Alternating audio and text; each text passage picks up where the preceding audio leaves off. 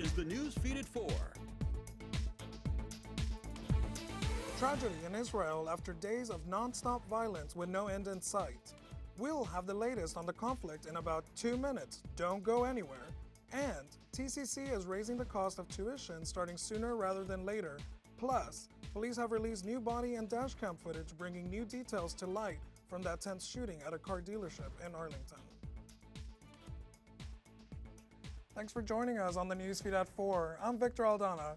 There's a lot to get to this afternoon, but let's quickly check in with Trevor Devils at the Weather Center. How's it feeling out there, Trevor?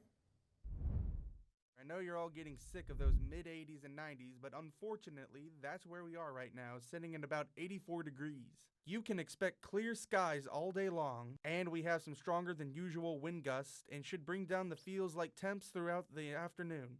Taking a quick look across the DFW, we got wide range of temperatures between those 80s and low 90s.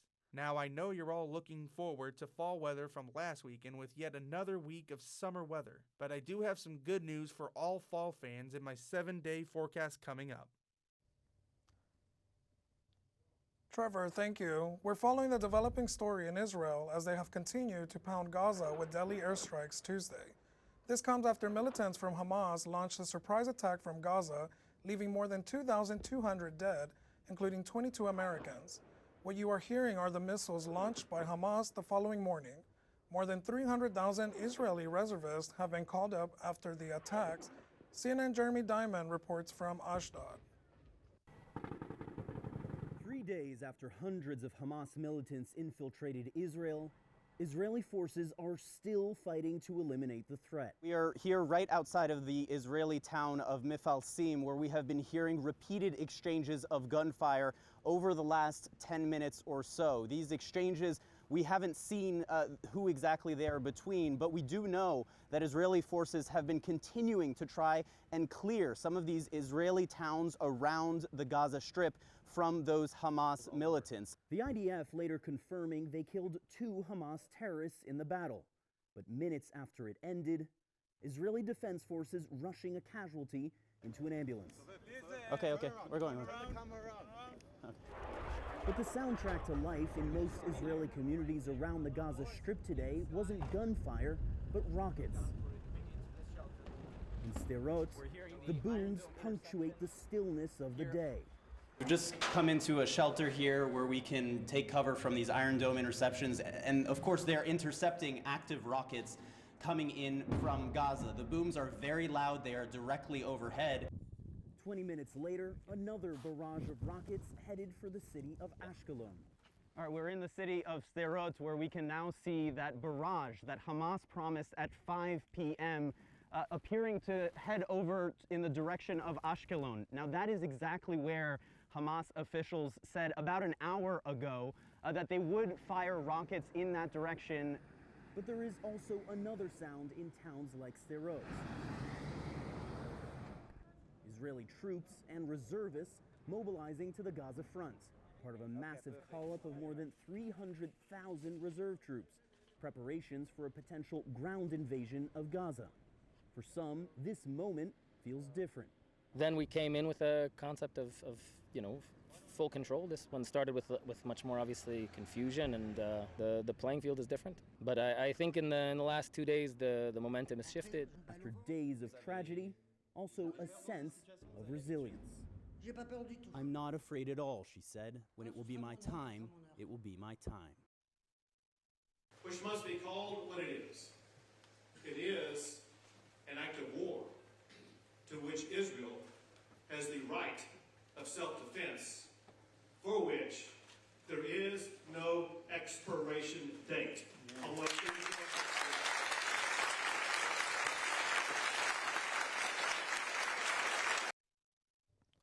Governor Greg Abbott called for flags to be flown at half-staff Tuesday morning and promised extra security around synagogues and Jewish schools right here in Texas.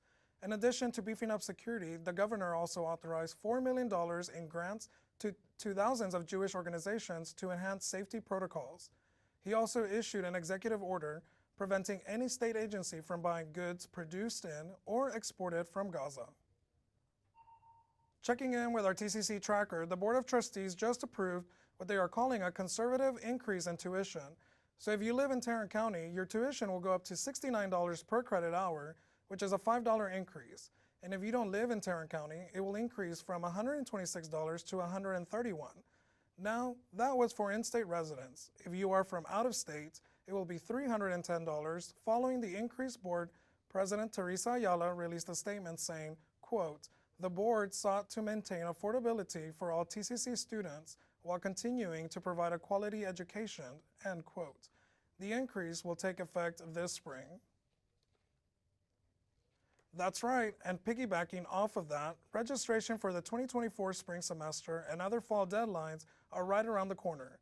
Take a quick look at your screen where you will see all of the registration deadlines, which are fast approaching. This coming Monday, you will be able to start signing up for spring and winter master classes. So get on this quickly as those classes will fill up and registration will close on January 11th, 2024. This month, if you are interested in the 7-week weekend classes, the deadline is also on Monday. We're learning new details following a press conference where Arlington PD released dash and body cam video from a shooting that took place at a car dealership last month. Our own Lauren Harper has the latest in Arlington. New video shows police arriving at Vandergriff Honda about 12 minutes after the shooter, recently fired from his job at the dealership, got there. He's right there. All right, get some cover, man. With guidance from bystanders, they found an Abbas al-Mutari in the parking lot. Guys, we cannot let him break. If somebody needs to take a shot, go ahead and take a shot now. Police shot the 25-year-old 2 minutes after they arrived. 590, pointing the rifle at us. Guys, we need to take a shot. Jump in the gate. He's down! He's down! Move forward! This is horrific. It could have had a bigger impact, but I'm just so proud of the people who responded and who actually took action. It's not clear how many times al-Mutari fired the rifle or whether that gun was obtained legally, but surveillance video shows him inside the dealership confirming witness accounts from that day. Police say the shooter entered the service bay also. Investigators don't know whether he was targeting someone or firing at random, but police exploring the shooter's relatives claim that another family member worked at the dealership. That was a complex, dynamic situation that we're dealing with. Al-Mutari is still hospitalized nearly 2 weeks later, not yet able to answer investigators' questions, they say. All 3 police officers who shot at him are back on regular duty. For the NewsFeed at 4, I'm Lauren Harper. Protesters in Austin are speaking out over new debates and bills addressing school's choice, and a Houston pastor is accused of raping a family member. That, plus your national headlines, next.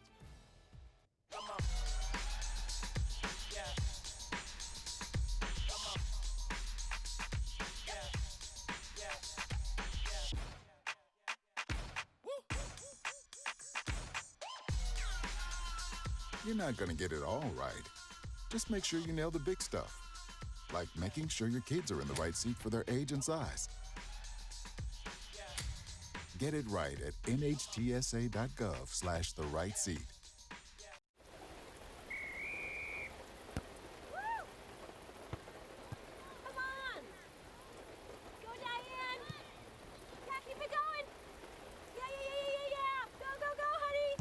If you love them enough to drive an hour to cheer them on as they get beat 11-0 in the rain, then surely you'll check nhtsa.gov/the-right-seat to make sure they're correctly buckled in the back seat.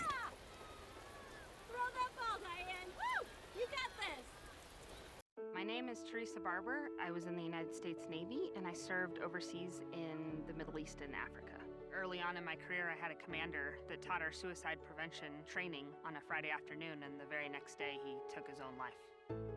90% of suicide attempts involving a gun are fatal. You don't know how much somebody can hide what's going on inside their head. Store your guns securely. Help stop suicide. I am what hunger looks like in America. I am an 8-year-old girl who's not excited for the last day of school. Because this may be the last time I'll have lunch. Till September. I am a single father of 2 who works 3 part-time jobs, and that's still not enough to put food on the table. I was created by artificial intelligence from faces of the 1 in 8 Americans who struggle with hunger. Feeding America. 200 food banks strong. Protesters rallied at our state capitol on Saturday to oppose any legislative attempt to pass public funding for private schools, which has the support of Governor Greg Abbott. Opponents call them school vouchers, while supporters call it school choice.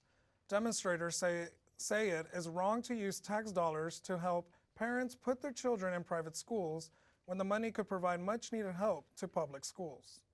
Our Texas Constitution says that we are to provide free public education to all Texas students and children. That I can't see any way that that can be interpreted to mean tax dollars going to private schools. What it does is it defunds the public school system, and it degrades the ability for educators to budget for the students and for the personnel. Supporters of the idea say it gives parents a choice on where they can send their child to school, which has reiterated by Representative Carolyn Harris. They know their kids the best, they know what works for them, what doesn't, and so they have decided to make sure their kids get the best education, whether it's public or private, and I think every parent in Texas should be able to have that choice.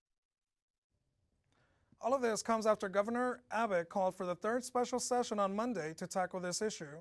Republican State Senator Brandon Creighton of Conroe introduced Senate Bill 1 on Monday evening. The $500 million bill would provide students who qualify an $8,000 savings account used for them to attend private or religious schools. This bill also allows parents to use that money for tuition and fees, purchasing of textbooks, along with uniforms, transportation, and private tutoring. A Houston pastor is accused of raping and impregnating one of his family members. Court documents show the alleged sexual abuse began when the victim was a young child, and as Devin Clark reports, continued into her late teens. She had been around this monster since she was about 6 years old. This man asked not to be identified as to protect his daughter's identity. That isn't stopping him from speaking out about this man, 39-year-old Robert L. Carter, who he says was a family member to his daughter. So he's always been big to her, and I had realized that she'd been fearful. The man whose profile on the Black Preachers Network website has him listed as a bishop and senior pastor is now an accused rapist. I don't understand, how you can carry yourself, walk around preaching the word and living, a lie. According to Carter's arrest warrant filed last month, the abuse began back in 2008 when the victim was 7 years old. It states he would go in her room and make her perform a sex act on him on a nightly basis. How? How could you even get aroused? It doesn't make any sense. The warrant states the abuse got worse over the years and that it would happen in multiple locations, including their home when everyone was asleep, Carter's grandmother's home, and behind an H-E-B in the parking lot before dropping the victim off at school. The document also states that Carter would bring the victim here to the Greater Bible Way Church in Sunnyside, where he had an office, and rape her. She's had an episode where she ended up in the hospital, for psychiatric reasons. When she was 17, the warrant states she secretly had Carter's baby. What if she would have died that night? She has a baby in the closet by herself. And he came and got the baby and took the baby to a fire station and dropped the baby off. With many questions, we went to Carter's address listed on the warrant. But no one seemed to be home, so we called him. The person you are calling is not available. Record your message at the tone. No answer. This will have a speaker again. The Republican nominee is struggling to get enough support to win a floor vote. And will Congress pass a spending plan to avoid a government shutdown next month? Amy Kiley gives us more. I want to thank my House Republican colleagues for just designating me as the Speaker. Representative Steve Scalise is the GOP nominee for Speaker of the House. His former opponent is endorsing him. We need a Speaker, and Steve is the guy for that. But that's not the end of the story. It is unlikely that we will seat a Speaker today, or this week for that matter. Scalise needs 217 votes to become Speaker, and some Republicans say they won't support him.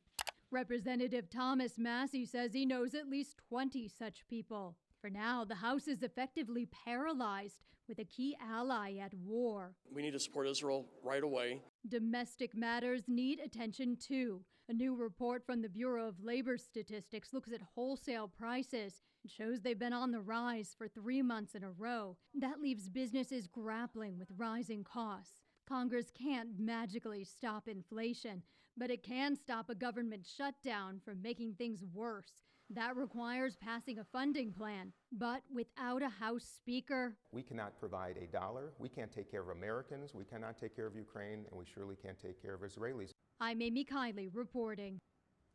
President Biden met with the special counsel investigating the president's handling of classified documents.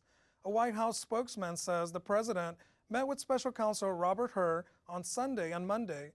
Attorney General Merrick Garland appointed Hur last January to investigate after classified documents were found at the president's former office in Washington, D.C., and at his home in Delaware.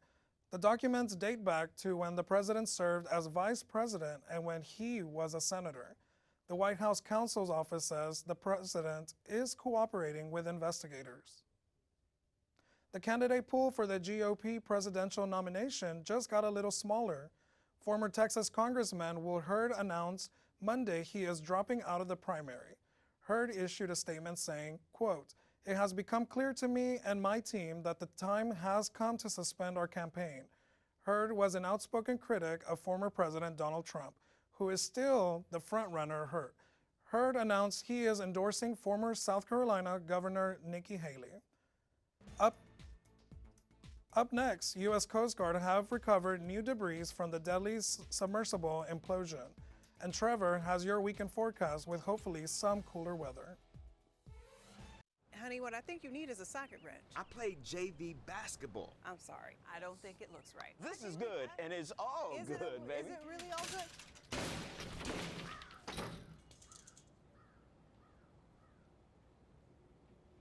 If you love me enough to routinely test your handyman skills, not to mention the strength of your marriage, then of course you'll visit nhtsa.gov/therightseat to make sure I'm in the right car seat. I'm gonna call my dad. Hi, I'm Ryan Blaney, a third-generation race car driver, and we dedicate a lot of our time to going as fast as possible. But when my grandpa was diagnosed with Alzheimer's, it was a very unexpected bump in the road for us. It's important to notice if older family members are acting differently, experiencing problems with their memory, or having trouble with routine tasks. Early detection of Alzheimer's can give your family time to explore support services, make a plan for the future, and access available treatments. If you or your family are noticing changes, it could be Alzheimer's. Talk about seeing a doctor together. Need a ride? Yeah! Driving with kids is a big responsibility. Hop in and buckle up! So don't sweat the small stuff. You got paint all over our paper! Get the big stuff right instead. What does that mean? Like making sure your kids are in the correct car seat and buckled up for safer travel. That deserves a wiggly wiggly wig. To make sure your child is in the right seat for their age and size, visit nhtsa.gov/therightseat. It's been several months since an underwater implosion destroyed a submersible en route to the wreckage of the Titanic. 5 people were on board the Titan vessel, and on Tuesday, the Coast Guard announced it had recovered the remaining debris from the sub. A spokesperson said what is likely human remains was among the debris collected. The Marine Board of Investigation is coordinating with the National Transportation Safety Board to examine what happened. Investigators will continue to analyze evidence and conduct interviews with witnesses ahead of a public hearing. Trevor, please tell us we have cooler weather's coming. Folks, we're finally getting some relief from Texas summer weather as temperatures have reached 84 degrees with clear skies and high winds, perfect for kite flying. In the DFW area, temperatures reached a range of 83 degrees. Further out, areas will reach 90 degrees. Tonight, turn off your summer fans because temperatures will slowly lower to 77 degrees tonight. If you're anything like me, you'll be happy to cuddle up in bed with at least 3 blankets. Friday morning, temperatures in the DFW area should lower into the 70s and keep getting colder. By Saturday, get your sweaters and hoodies on as temperatures all around will reach 50s to the 60 degrees. Weather is fit for spooky month. Halloween is on its way, and with the changes with the weather, trick-or-treating should be pleasant for all you ghouls and goblins out there.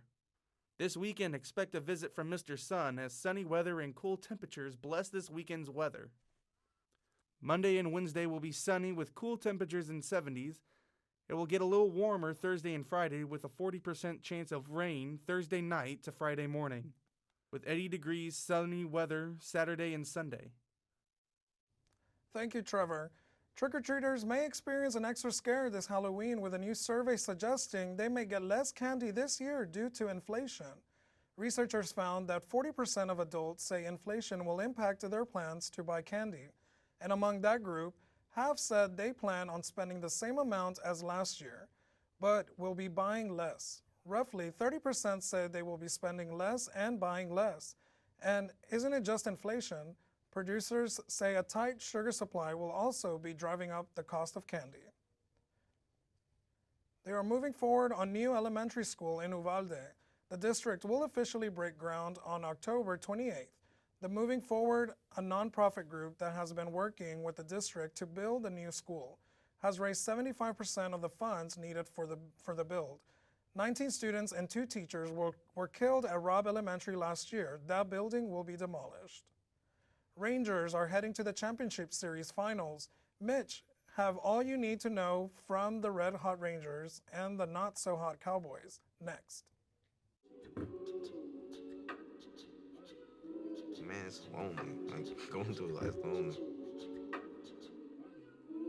There is the therapeutic aspect of music, just expressing how you feel. I'm going to talk to Howie about his feelings, make it into a song.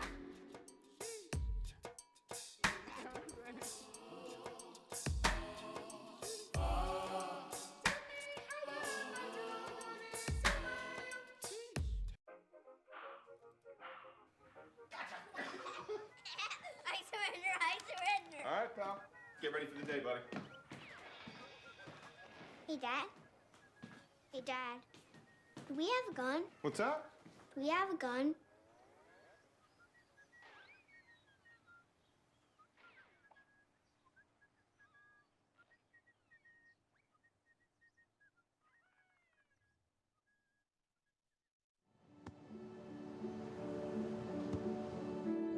I don't remember how it started. Go to that. Oh, boy. Our back and forth. It always came back. Dad! You probably don't remember what you told me, That was perfect. but I heard every word.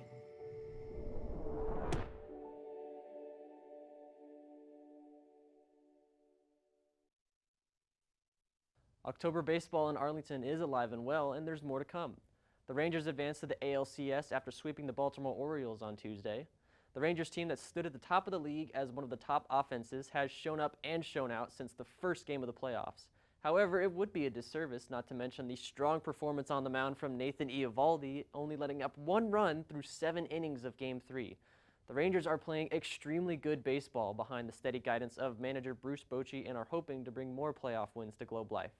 The winner of Astros Twins will host the Rangers for Game 1 of the ALCS this Sunday. And in stark contrast of outcomes, the Cowboys did not have a good night out in San Francisco last Sunday. 10-42 was the final score as the turnovers piled up for Dallas and the Niners continued their dominance on offense. Jerry Jones, talking to 105.3 The Fan, emphasized his faith in this team and his quarterback as they aim to continue to add to the win column. I completely believe that we have the quarterback that can take us where we want to go. We have the coaching staff on both sides of the ball, and I certainly do. Did Sunday reflect that? No. It isn't a given that every time San Francisco will line up this year that they'll come out of there with a win. This thing's as even as any sport, as any league there is on the planet. And you can lose a game in the NFL against anybody you're lining up against. The boys hope to get back on track in LA against former OC Kellen Moore and the Chargers as they go head-to-head on Monday Night Football. Kickoff 7:15. And to quickly wrap up, if you can't get enough of DFW sports, you're in luck because the Stars kick off their season tonight against the St. Louis Blues after finishing the preseason with a 4-3 record. The Stars have ambitions of a championship after last season's trip to the conference finals. Stars Blues face off tonight at 7 o'clock. And that's your Timeline Sports. Thank you, Mitch. And go Rangers. Former NFL player Sergio Brown has been taken into custody in connection with his murderer's death. Brown's mother was found dead near a creek behind her Chicago area home on September 16th. Brown fled to Mexico and was deported back to the U.S. on Tuesday and was taken into custody near San Diego. Mexican authorities have reportedly known his whereabouts since at least September 19th, but were waiting for an arrest warrant before they deported him. The medical examiner's office says the manner of death was ruled a homicide. Coming up next, a Texas dad is cracking down on speedy drivers in school zones with a little help from his furry friend. Keep it here. We all know what it's like to feel alone. But it just takes one new connection. Want to get out of here? To empower many. This is unbelievable. It doesn't take a superhero to bring forces together. We all have the power to reach out. Let's go! And help someone feel like they belong. Pretty cool, huh? We are stronger together. Can't believe you're doing this alone. I've done it before. I remember. You threw your back out. How you holding up? Hand me that board. Nothing wrong with getting help. I'm good. I did it when Felicia left. I'll figure it out. I know you will, but you don't have to do it alone. That's all I'm saying. If I promise to look into it, will you drop it and help me build this fence? Now you need my help. It can be a real pain sometimes, you know that? Mm-hmm. If you or a veteran you know needs support, don't wait. Reach out. Find resources at va.gov/reach.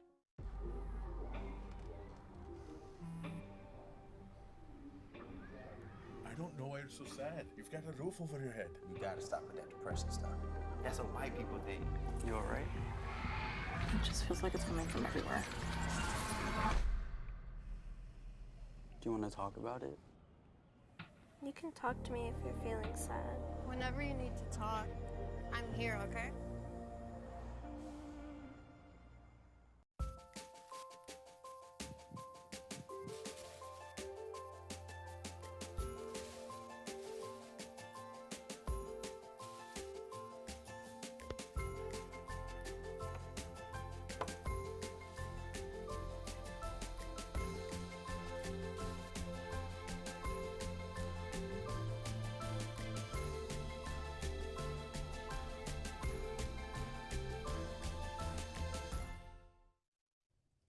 A Texas dad took matters into his own hands when dangerous drivers were made the school drop offline a scary trip.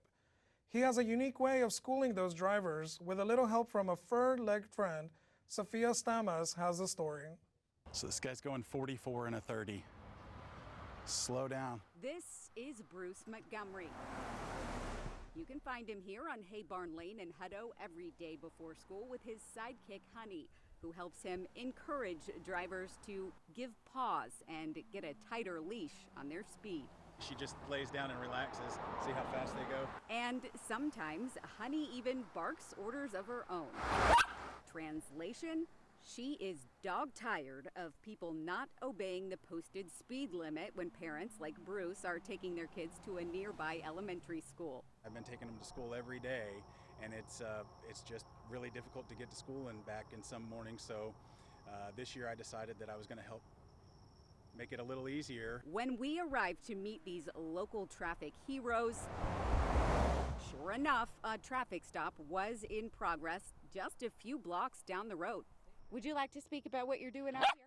Yes. Slow down. She says slow down. Have you seen close calls out here? I do. I see them in this intersection all the time. Like what? I see people that don't slow down, don't stop for the stop sign, and speed through it. Any way you gauge it, hitting the brakes to save lives should reign supreme over laying on the gas to save time. Man, it burns me up, dude. Thank you, Sophia.